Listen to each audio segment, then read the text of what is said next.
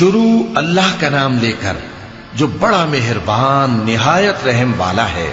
جب آسمان پھٹ جائے گا اور جب تارے جھڑ پڑیں گے اور جب سمندر ابل پڑیں گے اور جب قبریں اکھیڑ دی جائیں گی، تب ہر شخص معلوم کر لے گا کہ اس نے آگے کیا بھیجا تھا اور پیچھے کیا چھوڑا۔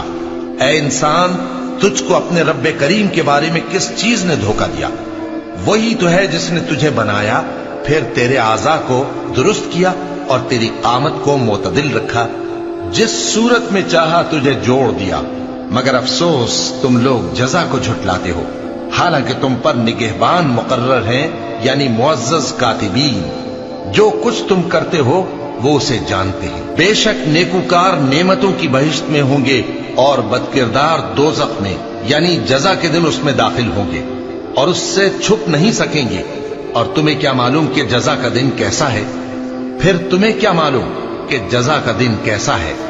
جس روز کوئی کسی کے کچھ کام نہ آ سکے گا اور حکم اس روز اللہ ہی کا ہوگا۔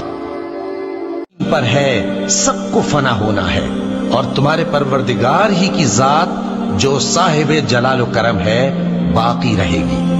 تو تم اپنے پروردگار کی کون کون سی نعمت کو جھٹلاؤ گے؟